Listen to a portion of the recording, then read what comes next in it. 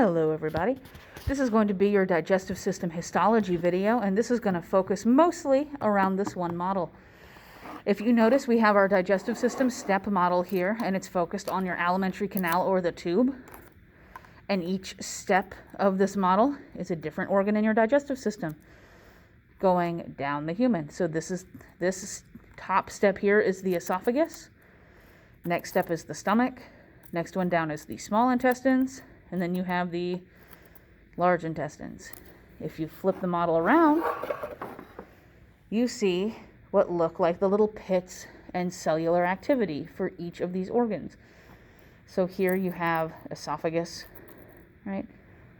And then you can see the gastric pits that make up your stomach and the different types of cells here. So like the red cell here would be these red cells in your gastric pit. Purple is purple, green is green, right? You have the little villi with microvilli on top, cells in your small intestine here, right? And then for your large intestine down here, you can see the columnar type cells and more of these goblet cells. So this model is pretty good for your histology of your digestive system. So histology for your digestive system. The most basic is looking at the 4 layers of tissue, right? Everything in your digestive system is made up of 4 layers of tissue. How thick those 4 layers are and what is in those 4 layers depend upon what organ we are talking about. So thickness and structure may vary based upon what the organ does and what its job is, but you have 4 basic layers of your digestive system for histology, right? Technically 5, but y'all already know the last word. So just like with veins and arteries, this outer layer here, the outer protective layer of your digestive system, is either going to be called the serosa or the adventitia, whichever one of those 2 words you want to remember, serosa or adventitia. So this outer protective layer here is the serosa or adventitia. The layer underneath the serosa or adventitia, as you can tell on these models, are muscle layers. So these are called the muscularis externa. Right? The muscles are going to be shaped differently depending upon what it is, right? You can tell that in this esophagus here, you have muscles that go up and down from muscle fibers, and here's the cross cut on the top, and then muscles that go around like the tube, and cross cut is this way. But all of this is your muscularis externa because all of this is your muscle layer. Your stomach here, you're going to have 3 separate muscle layers, right? That kind of thing. The next layer in is called the lumen. Oh, I'm sorry. It's called the submucosal layer. So submucosa. The job of the submucosa is to be the layer that is on the other side of muscle layer and to support whatever the outermost layer does for a job. So this is your submucosal layer. The mucosal layer is this top layer here. So the mucosal layer is the top layer that you guys need to know about, right? So this is the mucosal layer or mucosa, and in some cases, like your stomach and intestines, it will actually make mucus. That's what goblet cells are for. And then you have this smooth lining on the inside called the lumen. Just like with your arteries and veins, the lumen was the tissue layer that touched the blood going through it. The lumen is the tissue layer that touches the food or digesting food, chyme, all that kind of good stuff that goes through it. So we have the lumen is this this innermost layer that touches what you're swallowing. Mucosal layer, submucosal layer, muscularis externa, and then adventitia or serosa. Those are the 4 basic layers of tissue that you guys need to know about, right? It gets slightly more complicated when we start talking about actual organs, right? So your esophagus, right? Same deal. You have that lumen lining. You have the mucosal epithelium, which is this outermost layer. You can see that they're kind of disc-shaped, just like the skin on your hand. They are made out of stratified squamous epithelial tissue, or the mucosal layer is on your esophagus.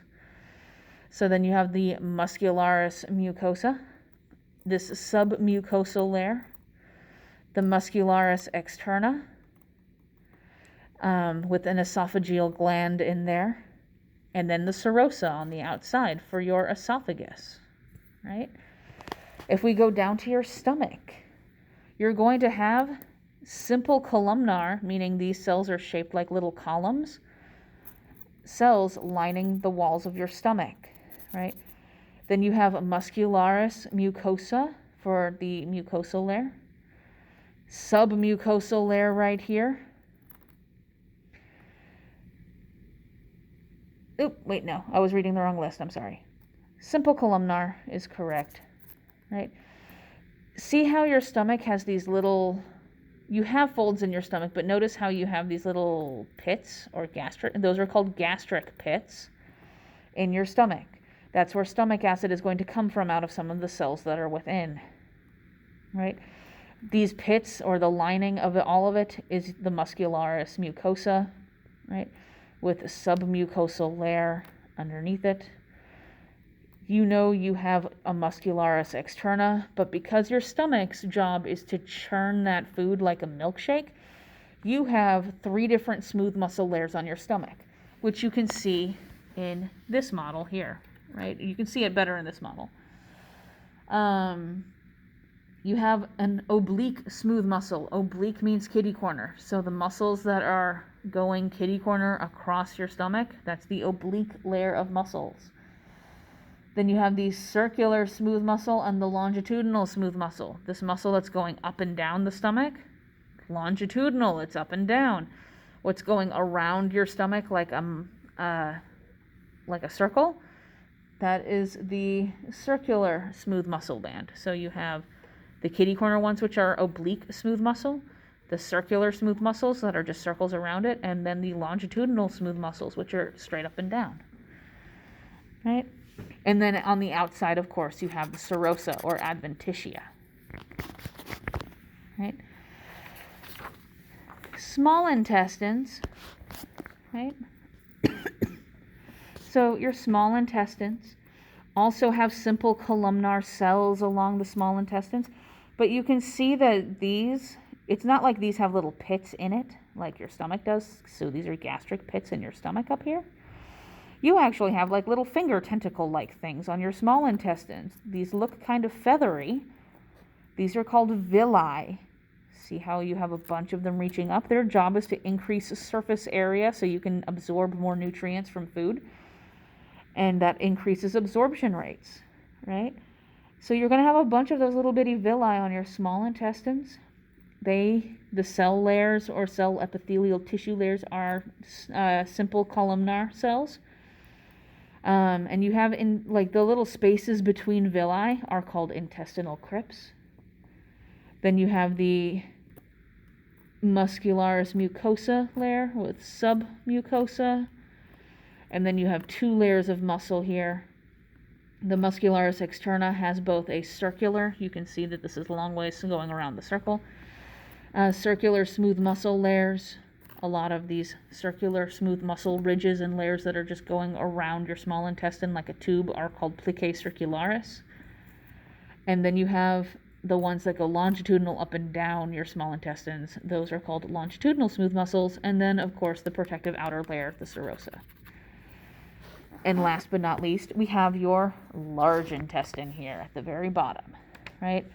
Once again, simple columnar cells along the inside of your small or of your large intestine here. So that means 1 layer of rectangle-shaped cells, right? If you don't remember from A&P1. These also have intestinal crypts, which are these crypts between these ridges, right? They have goblet cells in them that create mucus, because they need to create mucus to help things keep going sometimes. But they have the muscularis mucosa layer, because you already know you have cells in here making mucus, right? Submucosal layer for the support system. And then the muscularis externa here, where you have circular smooth muscles to help push everything out of your body. And then longitudinal muscles running along the side, right? And serosa on the outside. Right? So all of that is your histology over the course of like the 3 pages of histology you guys have to know. If you have any questions, please let me know. Have a wonderful day.